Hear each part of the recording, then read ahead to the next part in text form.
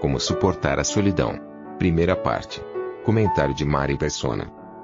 Tem um versículo no começo da Bíblia, e eu tenho ultimamente meditado muito na questão do Evangelho, que é impossível você pregar o Evangelho sem falar de Gênesis. Porque de que vale falar do Evangelho de João 3,16, Deus amou o mundo de tal maneira que enviou o seu Filho, sem que a pessoa saiba realmente o que é ser salvo. Salvo de quê? Salvo por quê? Porque você é pecador. Mas por que eu sou pecador?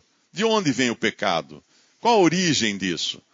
Por isso que sempre, toda pregação do Evangelho, a gente percebe que quem vai pregar acaba de uma maneira ou de outra levando a conversa lá para Gênesis, falando da queda, falando do pecado, para depois levar a conversa para Cristo Jesus no Novo Testamento, para falar do remédio contra o pecado, porque isso não adianta apresentar o remédio sem que a pessoa saiba que está enferma. Ela precisa conhecer de onde vem a sua enfermidade. E uma das primeiras passagens lá no livro de Gênesis, logo depois da criação de todas as coisas, quando tudo estava maravilhoso, tinha já o homem criado. No capítulo 2, versículo 18, disse o Senhor Deus: não é bom que o homem esteja só. Essa dedução que Deus teve, não é bom que o homem esteja só. Ele já deu uma sentença contra a solidão. Não é bom que o homem esteja só. E como Deus ia resolver essa questão da solidão do homem, que ele não seria bom ele viver só. E é a continuação do versículo que diz: far-lhe-ei uma ajudadora idônea para ele. Deus foi o primeiro, antes mesmo que Adão reclamasse da sua solidão ou pedisse uma companhia, Deus sabia que não era bom que o homem estivesse só. Ele tinha que ter uma companhia. Ele precisava dar a Adão uma companheira. E assim que ele cria então a mulher, um dos primeiros milagres que a gente vê acontecer na Bíblia, relacionado diretamente ao homem, embora Deus tenha criado tudo muito bom, muito bonito, para que o homem pudesse viver no Jardim do Éden e tudo mais, mas um que foi feito sob encomenda para o homem foi a criação da mulher. Quando Deus, de uma costela, Deus lançou Adão num sono profundo, e de uma costela do seu lado tirou a mulher, que seria sua companheira. Todos aqui conhecem a história, e hoje, milhares de anos se passaram depois daquele evento. E logo nós sabemos o que aconteceu com esse homem, com essa mulher no Éden, estando eles em perfeita harmonia com tudo que havia ao redor, sem necessidade de coisa alguma, porque Deus havia proporcionado tudo de bom e do melhor para eles. Apenas uma questão que Deus pediu que eles não comessem da árvore do conhecimento do bem e do mal. Havia uma árvore da vida no meio do jardim, mas havia uma árvore do conhecimento do bem e do mal, e Deus pediu que não comesse daquela árvore. Nós não sabemos que árvore é essa. Certamente não era um pé de maçã, porque a maçã vai aparecer na Bíblia só em Cantares. Nós não sabemos, a Bíblia não diz que árvore é. A primeira árvore que vai aparecer na Bíblia é uma figueira, de cujas folhas depois Adão e Eva tentarão cobrir a sua vergonha por terem pecado, por terem desobedecido a Deus, a ordem que Deus deu que não comessem daquele fruto, e eles então desobedeceram a Deus, caíram em pecado, viram que estavam nus, tentaram se cobrir com folhas de uma árvore que era um pé de figo, era a figueira. E a partir daí, aquilo que o homem tentou fazer, que foi ser dono do seu próprio destino, do seu próprio nariz. Sereis como Deus, Satanás disse para Adão, para Eva. Sereis como Deus, conhecedores do bem e do mal.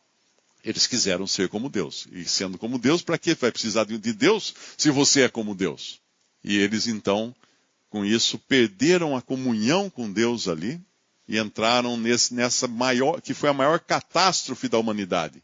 Quando alguém pergunta assim, qual foi a maior catástrofe da humanidade? Foi a Segunda Guerra Mundial, a Primeira Guerra Mundial, o tsunami, o dilúvio universal. Não, a primeira catástrofe foi no Jardim do Éden. Um homem e uma mulher, uma tentação, uma ordem dada por Deus, não cumprida, e a queda. Todas as outras catástrofes, todos os outros males da humanidade advêm dessa primeira desobediência do ser humano. E uma das consequências disso, aquilo que Deus quis resolver e tinha resolvido, que era da solidão de Adão, não é bom que o homem esteja só. Far-lhe-ei uma ajudadora, uma auxiliadora. Deus resolveu o problema. Porém, o pecado entrou e o pecado detonou também aquilo que Deus tinha feito. E a partir de então, qualquer pessoa sabe que o que mais existe na face da terra é solidão. Nós vivemos na era das telecomunicações, na era da internet, das redes sociais. Está todo mundo na rede social. Todo mundo tem companhia. Você a qualquer momento você pode receber uma mensagem de alguém, mandar uma mensagem. Isso nunca existiu antes. Se você estivesse sozinho numa cidade desconhecida, você não tinha como falar com alguém conhecido. Hoje você, em 3 segundos, você já está conversando com uma pessoa, colocando um vídeo na sua cara e falando, conversando. É outro mundo, é outra coisa completamente diferente. Minha filha conversava com o seu noivo pela internet, ela almoçando aqui no Brasil, ele almoçando nos Estados Unidos, os dois olhando um para o outro e conversando e almoçando juntos todos os dias. Meu filho conversa com a sua noiva na Romênia, um de um lado, um do outro, conversam. Obviamente os horários são bem mais diferentes do que entre Brasil e Estados Unidos, mas são coisas que não existiam. A maioria das pessoas aqui não viu isso antes. Mas ainda assim, com toda essa possibilidade de relacionamento, de comunicação, o homem, a mulher, são seres solitários. Nunca se teve tanta solidão na humanidade quanto hoje. E acho que todo mundo aqui, eu não preciso explicar o que é solidão, não é? Eu acho que todo mundo aqui sabe o que é solidão. Todos aqui sabem o que é passar por momentos de solidão. Sentir-se sozinho, sentir-se só, sentir-se sem companhia. Todos sabem aqui. As próprias artes exploram a enésima potência a questão da solidão. Você pega as músicas românticas. O que são as músicas românticas? São músicas de solução da solidão? Não, é dor de cotovelo, direto. Música sertaneja, tem até aquela brincadeira, né? Que se você tocar o disco ao contrário, o cavalo volta, o cachorro ressuscita, a mulher volta. Porque é só música de perda. Perda de relacionamento, perda de companhia, perda disso. As artes expressam isso, porque isso acontece o tempo todo com o ser humano. Novelas na TV, o que são? Pessoas tentando resolver a sua solidão com relacionamentos amorosos. Filmes, livros, romances, tudo tenta resolver, mas não resolve. Existe no coração do homem aquela insatisfação de que ele está muito só. Ele precisa de uma companhia. Ele precisa de uma companhia. Eu encontrei uma frase na internet, um autor chamado William Temple. Ele era um clérigo anglicano. E ele escreveu um negócio que eu achei muito interessante. Ele disse: quando você não precisa pensar em nada, quando a sua mente não é distraída pelo ambiente em redor, aonde o seu pensamento vai? Para onde ele viaja? Com o que sua mente costuma se ocupar? Em que você mais gosta de pensar? Qual o seu tema preferido para sonhar acordado? O que lhe dá maior conforto e faz a sua imaginação voar? Isso é o seu Deus.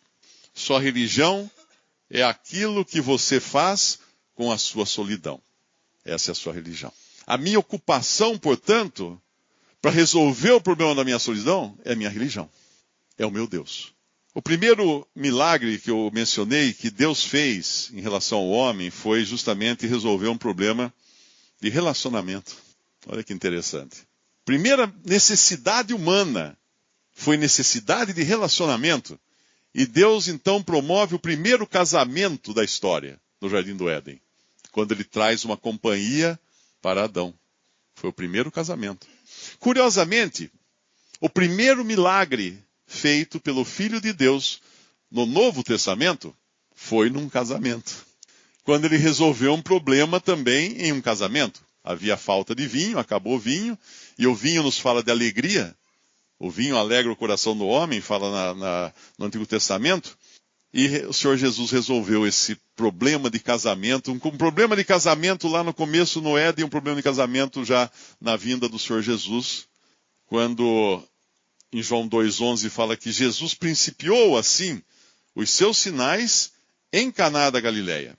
E manifestou a sua glória e os seus discípulos creram nele. Foi o primeiro milagre de Jesus. Ele não curou um leproso, ele não andou sobre as águas no primeiro milagre, ele não alimentou multidões no primeiro milagre. Ele resolveu um problema de um casamento, um problema de um buffet, de uma festa de casamento. A gente pode falar assim, mas que importância tem isso? Toda a importância, porque isso lá no Éden, Deus falou, o homem não pode ficar só. Ele não pode ficar só. E a última e mais importante manifestação de bênção para o homem que nós encontramos na Bíblia, o que é? Um casamento. Um casamento. Quando lá em Apocalipse 21:9 fala, e veio a mim um dos 7 anjos e falou comigo dizendo, vem, mostrar-te-ei a esposa, a mulher do Cordeiro. Olha que coisa belíssima. Relacionamento do começo ao fim da Bíblia para resolver o problema da solidão. Porque Deus está interessado na sua solidão, na minha solidão, na solidão de cada pessoa aqui. Deus está interessado em resolver o problema da solidão do homem. E Deus efetivamente resolveu. Mas tinha um problema. Deus não sabia o que era ser solitário. Como é que Deus podia entender o que era solidão sem saber o que era solidão? Na eternidade, antes que existissem todas as coisas, havia apenas Deus. Deus Pai, Deus Filho, Deus Espírito Santo. Num relacionamento eterno de amor, onde não havia qualquer gota de solidão. Porque ali estava o Pai, o Filho e o Espírito Santo eternamente, em perfeito relacionamento de amor. Sem solidão. Sem solidão. Deus precisava entender o que era ser solitário. E uma das razões de o Senhor Jesus se fazer homem era essa também, porque quando ele se fez homem, quando ele veio ao mundo se fazer homem, nós temos toda a questão do pecado envolvida e da solução que Deus iria dar ao pecado. Aquele pecado lá do Éden precisava de uma paga, precisava de um juízo que caísse sobre alguém, sobre um culpado. Lá no Jardim do Éden, Deus já tinha dado um sinal de como seria a solução disso. Quando Deus matou um animal e com a pele desse animal fez vestimenta para Adão e Eva, para cobrir nos dias de Adão e Eva. Um animal inocente morreu no lugar do pecador culpado. Era como que se Deus avisasse, olha, esta vai ser a solução para o pecado. E ao longo de séculos, milhões de animais foram sacrificados, sempre fazendo comemoração de pecado, memória de pecado, trazendo à tona sempre a questão do pecado, dizendo como se dissesse, olha só, o problema está aqui. Esse é o problema do ser humano. Até que depois de provar o homem de diversas maneiras, com a lei, com promessa, com uma série de formas, o Filho de Deus vem ao mundo, se faz homem, assume a forma humana, sem pecado, mas humana. E aí, como homem, ali estava o Criador do universo na forma humana. E ele tinha que aprender algumas coisas. Uma coisa que a Bíblia fala que ele precisou aprender foi obediência, né? Porque, obviamente, nunca tinha sido necessitado de andar em obediência como andou aqui, em obediência ao Pai. Ele aprendeu obediência. Mas ele aprendeu muitas outras coisas. Ele aprendeu a andar.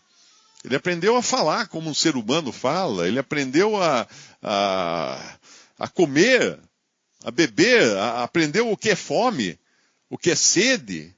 Ele aprendeu uma série de coisas que nunca na eternidade Jesus, ou o Filho de Deus, tinha passado.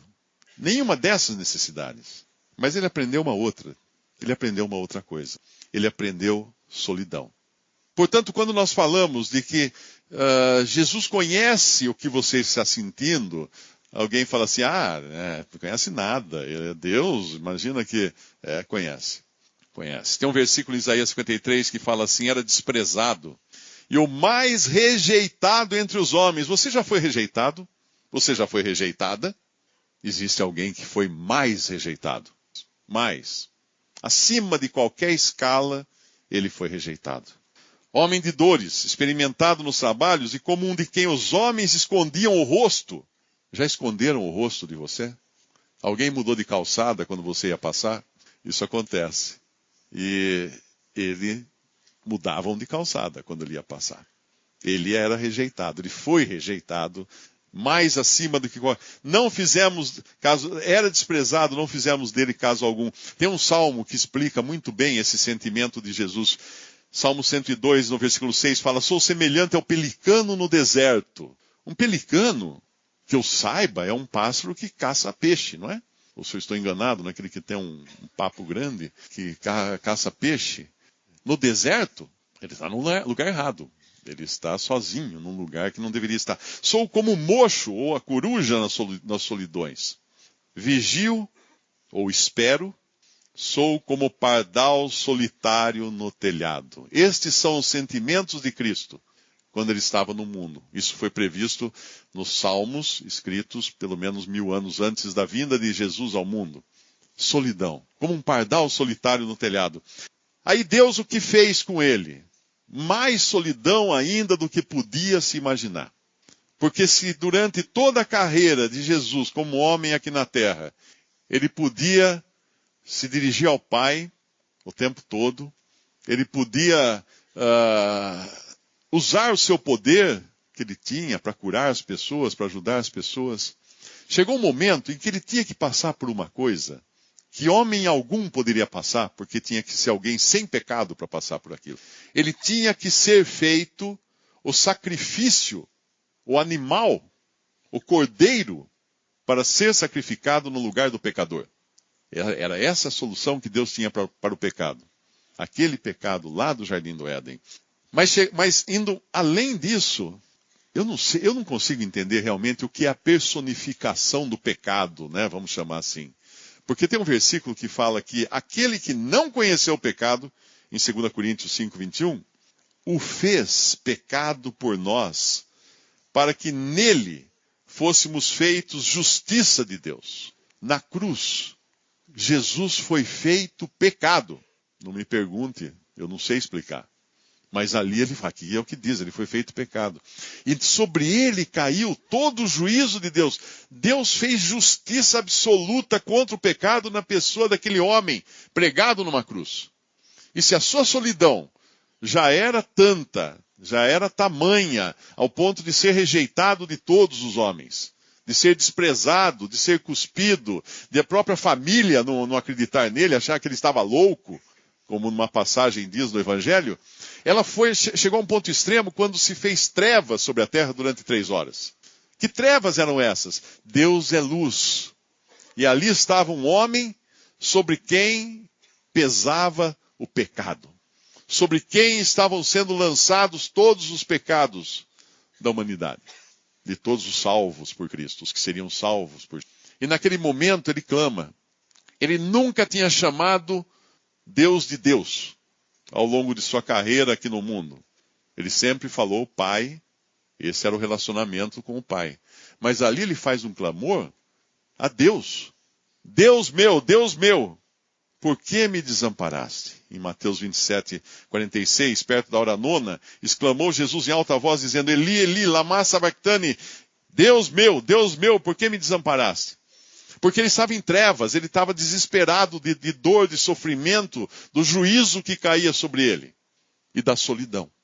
E se ele quisesse enxergar alguém, Maria, sua mãe, o apóstolo João, durante aquelas trevas, ele não podia.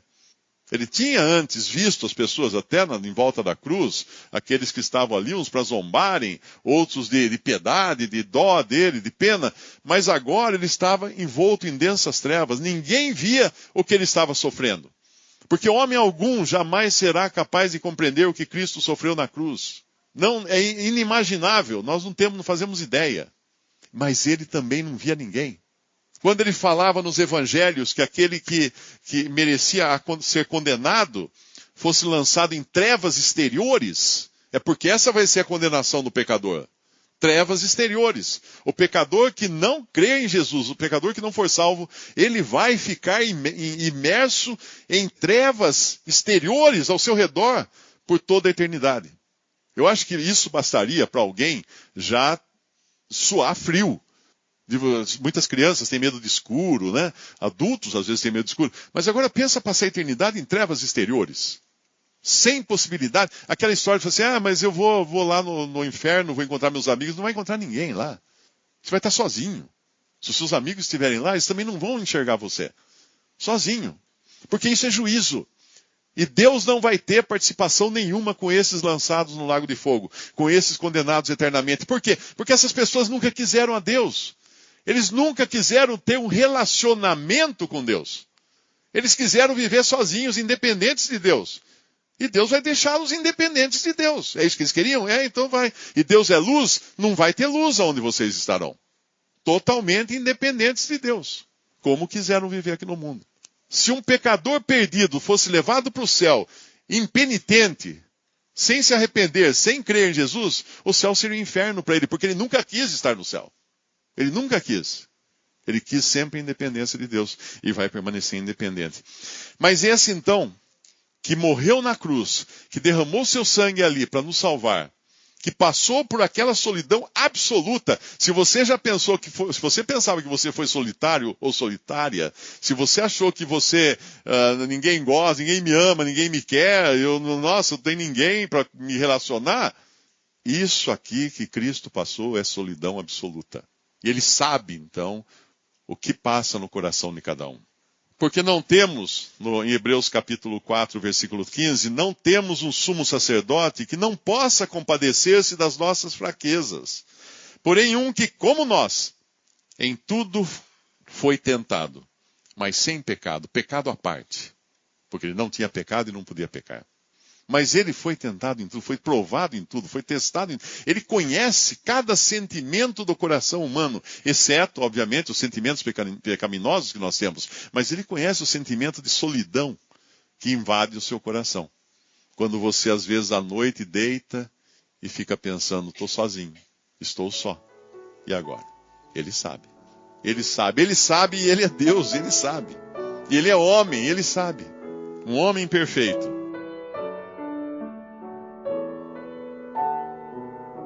Visite Respondi.com.br. Visite também 3minutos.net.